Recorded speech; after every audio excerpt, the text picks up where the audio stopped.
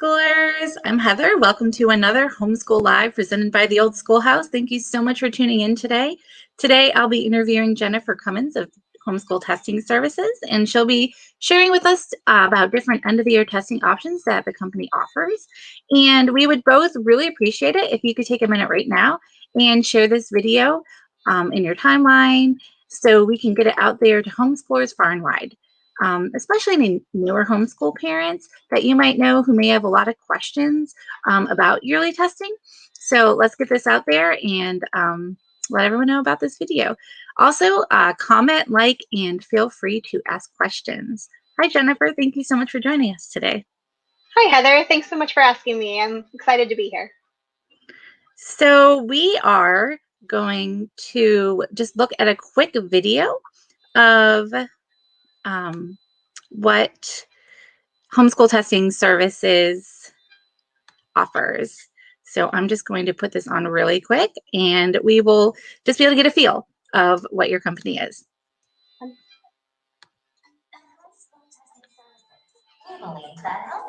Okay, 1 minute, please.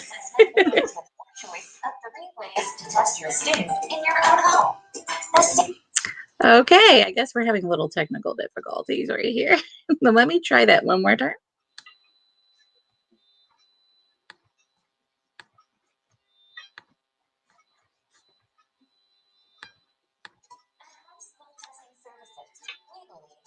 Assessment strengthens families. A healthy assessment begins with your choice of 3 ways to test your student in your own home. The Stanford 10 online assessment, followed by the Stanford 10 paper and pencil assessment. The CTP online assessment is a rigorous achievement and reasoning test. This giant computer test is professionally crafted online by Homeschool Testing Services over Zoom. The CTP is available on grades 3 to 10 and has a simple testing schedule over 2 consecutive days. The Stanford 10 online assessment is a nationally recognized achievement test. Students navigate themselves as 12 times computer test. The Stanford 10 is available for grades 3 to 12 and has a flexible testing schedule over 2 consecutive days. Online testing may be perfect for you if you do not want to proctor a test to your students. Need to meet state standards.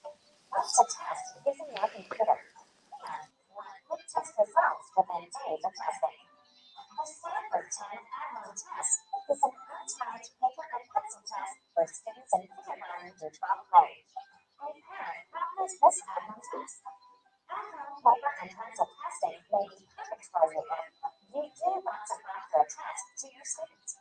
Need to meet state standards. Offer your child to take a test on paper rather than online. Then wait approximately 2 weeks for test results. Which assessment will you choose this year? The CTP Online, Stanford 10 Online, or the Stanford 10 at-home paper and pencil assessment. For questions, email us at info@homeschooltestingservices.com.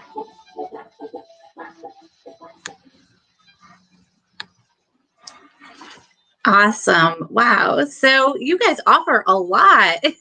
So you have 3 different options. Could you explain the different options that? Today I'm talking about. I'm so sorry.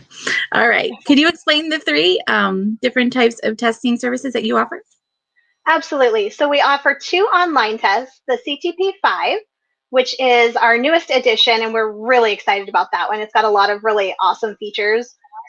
One of the things that's so amazing about the CTP5 is that it is actually an adaptive test. So as the students take the test, it will adjust the questions in the second portion either easier or harder in order to really pinpoint exactly where that student's knowledge and abilities fall. And that is a timed test that takes place over 2 days, and it has a very set schedule. So it's nice, you know, when you're going to take each subtest. It's very easy to plan around. And then we also offer the Stanford 10 Online. And that one we've been offering for a while. We're kind of offering it in a new format that makes it easier for parents and students. So you get a window, and we just say log on anytime between 10:30 and noon Eastern Standard Time. and your student gets to log on, test at their own pace. They can stop and take breaks as needed. They can pause for lunch, anything like that. You just want to be completed by 5 p.m. Eastern Standard Time. So it offers a lot of ability to tailor to your student. And then the third option is our Stanford 10 at home. And that's for those parents who really want to be in there, having their student take a paper and pencil test where they can see what's going on. It takes a little bit longer to get the results, but you get to administer it to your student and kind of tailor to them with that one as well. Okay. So can you could you really differentiate between the first two? So the first one, you have a proctor that's helping you. Is that how it is? And the second one is more on your own? I'm not really sure I get the differences between the two. Yeah. So the CTP5 online is administered a bit differently. So it is administered by a professional proctor. So they're going to walk your student through the secure browser, how to use it with orientation, and then they will be administering the test on test day. And so that's the biggest difference administration-wise, whereas the Stanford 10, your student just logs in and goes for it. We have a orientation video that they watch to kind of familiarize themselves with the secure browser, but then they get to just go. Whereas with the CTP, we have instructions that we read and that kind of stuff. So it's far more proctored for those states that require a proctored test. Okay, so that answers my question. I was wondering what the benefit of having the proctor would be. So there are certain states that require the proctor and you cannot do online. Is that what you're saying? There's certain states that require a proctor, like we'll have a Florida State certified teacher administering the CTP5 for those who need a Florida State certified teacher. Oh, okay. It also provides some security for the students. They've got a friendly face to put with the test. She kind of can calm any fears beforehand. The parents have a face to go with a name if they need help behind the scenes, all of that kind of stuff. So with the CTP, there's a bit more hand-holding for first-timers. It's a lot gentler introduction into the testing realm because you do have that proctor to walk you through it. Okay.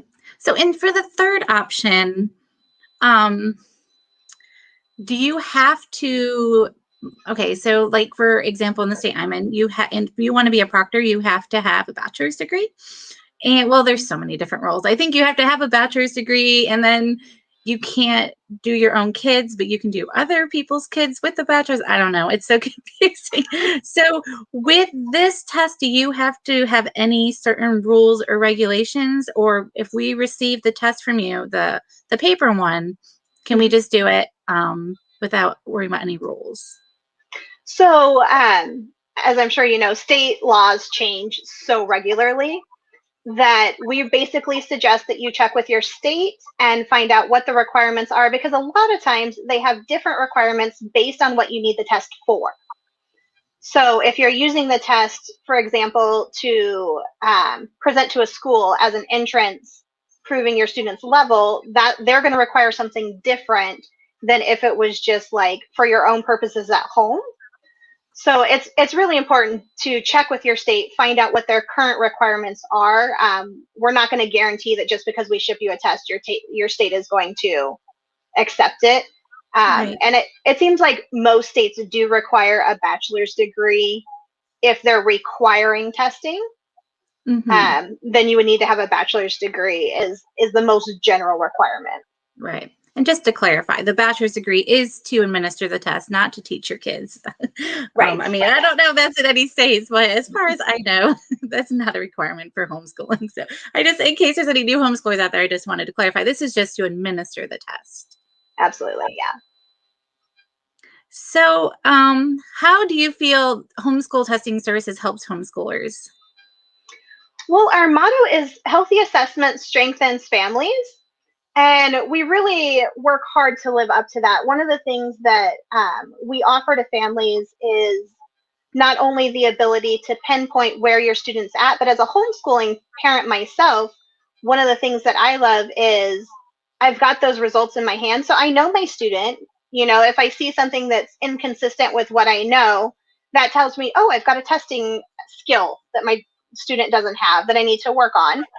And then it also can show me where some holes in their education might be so that I can tailor that, make sure that they are getting a good, well-rounded education all the way through. So using the test is something that my students look forward to. It's very positive. Let's see how much you've learned over the year. So we celebrate all of their learning. And then we kind of can goal set together and say, okay, so it looks like this area may be falling a little bit behind. Let's see what we can do to kind of bring that up this year and work together to goal set so that then the next year when they get those results and it's come up, we can celebrate that learning as well. I like how you brought that up about the goal setting because so the state that I'm in, I haven't really done testing. I haven't needed to. So I just do it when I feel like I need to. And last year I did. And I used this Stanford 10. And I was able to see where my kids' strengths and weaknesses were. But I have to admit, I was a little confused with reading how reading the results. It would basically say, you know, that my child would be in this particular subject, they would be at a 3rd grade level, but at for another subject, they were at an 8th grade level, another subject, they were college level. So this is all the same child. So of course, I'm thinking, oh, wow, my child is, you know, college level. I'm doing really good in this subject. So I guess as a homeschool parent, it gives you, you know, good affirmation there. Yeah. And then you can look at the ones that they're struggling in. And then I went and bought, you know, materials to help them get back on track with that subject. But it was a little confusing. Now, I didn't use this service. So maybe, do you offer a way to read the results in a way that a parent can understand? We do. That's actually a great question because you are definitely not the only parent. Those results are not intuitive at all. And so we offer both on our website, we have videos that will kind of walk you through the generics of interpreting your results for either the CTP or the Stanford 10. And then this year, we are also offering results counseling. So basically with that, it's an additional service that we're offering where you can schedule an hour time slot with one of our testing coordinators, and they will pull up your students' results. They'll walk you through them, explain them to you. With the CTP5, we also have access to additional results for the student that the parents don't get that we can offer as part of that service to them and kind of really pinpoint, okay, so on these types of questions, here's where your student's struggling, here's where they're really excelling, all of that kind of stuff to kind of help them formulate that game plan for the next year. That's incredible. I'm so glad you offer that. That's really good to know. Yeah, we're really excited about it. And so you just add that on for each child, you know, if you wanted, then you could, it's just a consultation for about an hour and then you can just go over. I love that. That's so cool. What do you think is the biggest challenge when it comes to testing right now? You know, I would say that the biggest challenge when it comes to testing, honestly, would be for most parents, it would be their own testing anxiety. I think a lot of times that as a homeschooling parent and just a person in general, test has kind of a negative connotation to it. And it feels kind of scary. And there's this inherent like pass fail that pops into our brain with a test. And I think that testing anxiety really can be contagious and we can pass it on to our students, which makes it harder for them. So I would suggest that really is one of the biggest things that is detrimental to testing. The other one is I think there's this misunderstanding between standardized testing versus perhaps other forms of testing. Because in general, when we think of testing, we think of like a spelling test or a math test, something that's given at the end of a period of learning that is specifically meant to measure the student's learning, knowing they should know the material. You know, when you give them a math test, it's things you've already covered and you expect them to know at least the majority of it because they've already learned it. Whereas with a standardized test, it's measuring a wide range and not all of it are they going to know, and that's okay. If they knew it all, they'd have nothing left to learn, right? So some of the questions will be really easy. Others of the questions will be really difficult. They'll have no idea what they're asking. And that's as it should be. So just kind of helping students understand it's okay if you don't know them all. I know you're not going to know them all. We just want to celebrate what you do know and not stress about what you don't know. Those are just things we've yet to learn. And trying So to keep it positive for the parent, positive for the student. that's a really good point, because I think, especially if you grew up going to public school, I mean, testing day was scary. I mean, definitely caused anxiety for a lot of, both parents and now teachers that, they could be fired if their kids, don't meet certain standards. So yeah. So then that being passed down to the kids, yeah, we don't want to pass it on to them. So, okay. So for the testing that you do online, the second one you talked about, you said it was for 2 days, right? Mm-hmm. So would you encourage maybe the parents to just set aside 2 days, not do anything else, and just, is there a way maybe that you could suggest for a parent to approach those 2 days to make it non-intimidating for the kids? So the thing that I would suggest is, if it were me, I would set aside those 2 days for testing, kind of get my kids excited for it. This is going to be fun. We're going to get to see what you know. And then maybe have some special healthy snacks that they like and don't get on a regular basis that they can have in between. Maybe plan a little celebratory trip to the park or beach or whatever afterwards. Something that they have to look forward to that's not it's not so extravagant that it's going to distract them from the testing. Right. But it's just something that makes the day special. Yeah. So we're going to do testing. We're going to get to go play afterwards. We're excited to see how you do. This is going to be really fun. That kind of thing just keeps it nice and positive. Now, it's not always practical to say, okay, for these 2 days, we're doing nothing. But in an ideal world, I think that would be a really nice way to go about it. And it just keeps it a fun thing to look forward to each year, rather than, scary, we have to do testing kind of thing. Right.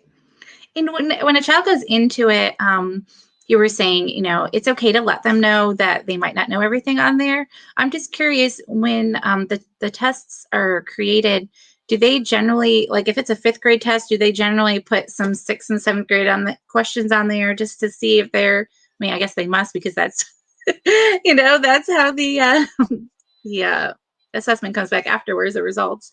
But yeah, I like how you said that, to just let them know it's okay. You're not going to necessarily know everything. It's not the same as just giving you a math test. I never thought of it that way. I really did think of this as, okay, this is what you learned in 7th grade, and we can give you your test now. But so it can be done anytime throughout the year. Is that what you're saying?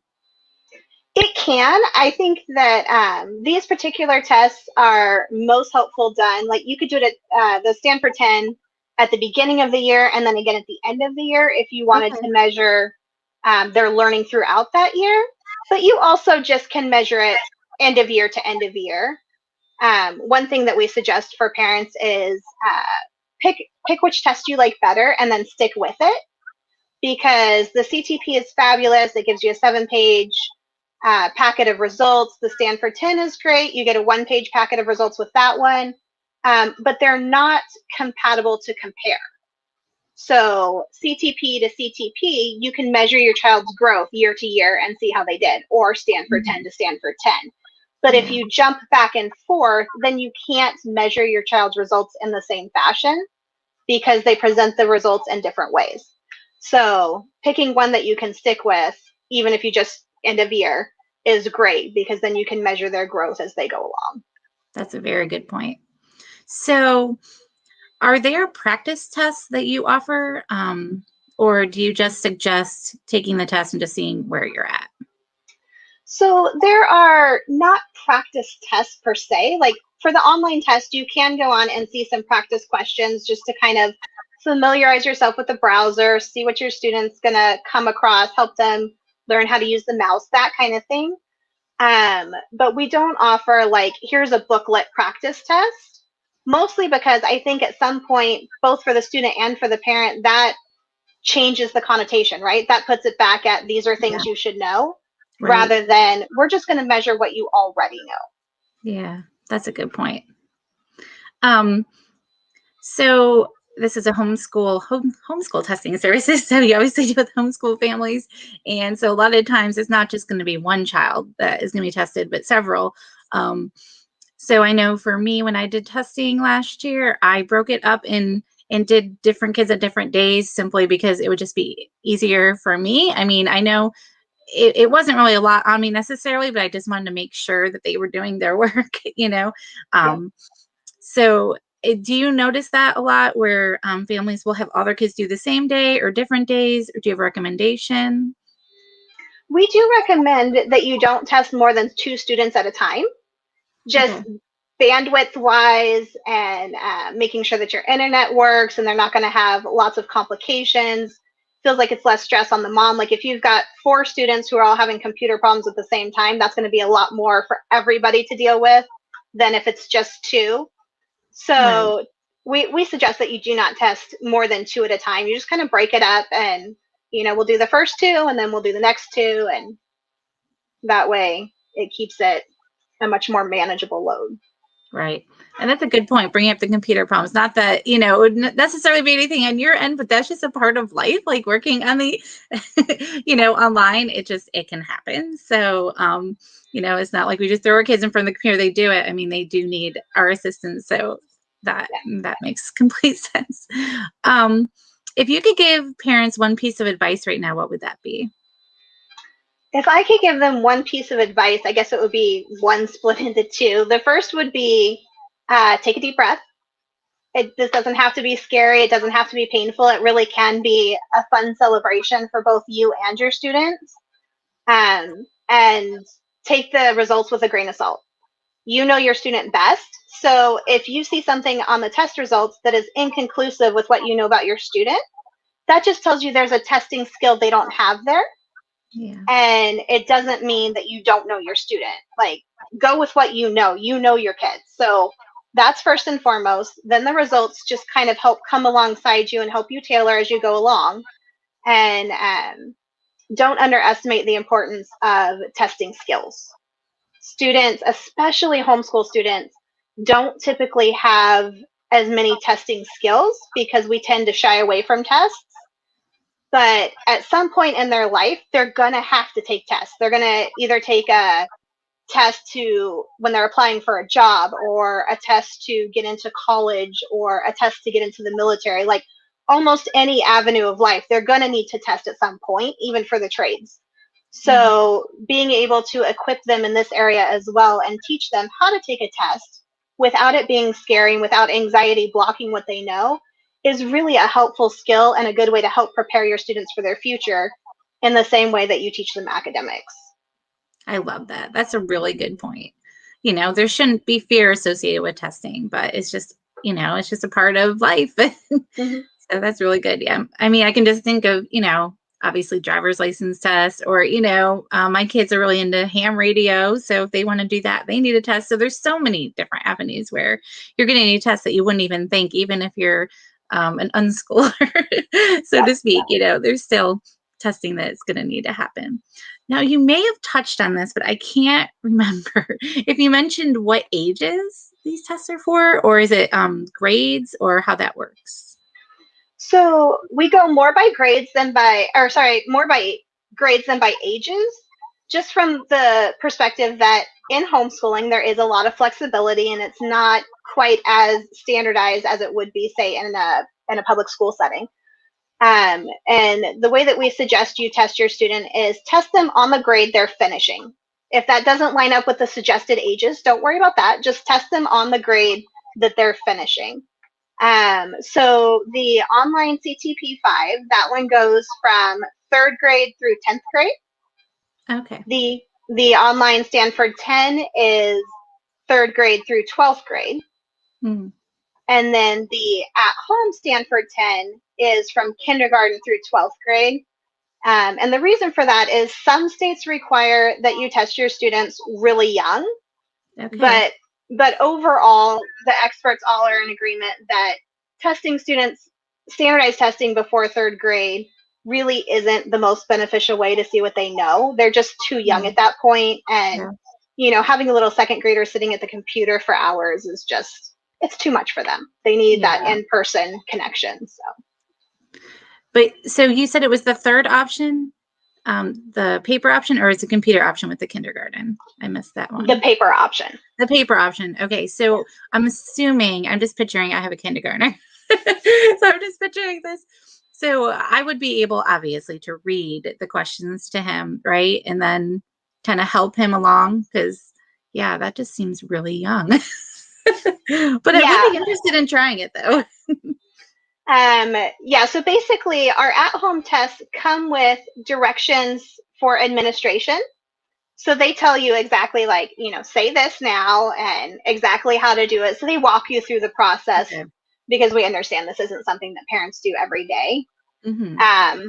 And then if you're not required to test, you can also just let that kindergartner play and wait until they get a bit older and test them at that point as well.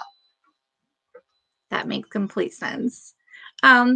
So before we conclude, I'm really curious on what subjects are touched upon in the test. Are there certain sections and subjects that that the test gauges? There are, you're going to test my knowledge here on this one. So the CTP and the Stanford 10 cover things a little bit differently. The CTP has 2 subtests that the Standard 10 doesn't, and those are quantitative reasoning and verbal reasoning. And those 2 reasoning sections measure, they're called depth of knowledge, and they measure kind of the student's ability to understand the subject material. And then otherwise, they're going to run pretty much the same with, you're going to have your math, you're going to have your reading comprehension, spelling, language arts type of thing, writing mechanics, science, and then, yeah, I think I got them all. All right, awesome. Thank you. Good job. Absolutely. Yeah, no, I really appreciate that. Is there anything else that you want to share about homeschool testing services that you don't think we covered? I think we covered it all pretty well. Feel free to check out our website, contact our customer service if you have any other questions. Yeah, I think that it's going to be a great year. I would take advantage of that results counseling, because it really does help demystify things, especially if you do find yourself feeling a little anxious of tests and test results. They can help walk you through it and see where your student might be falling behind, but also how to read the positives in the test, because that isn't always as easy as it seems.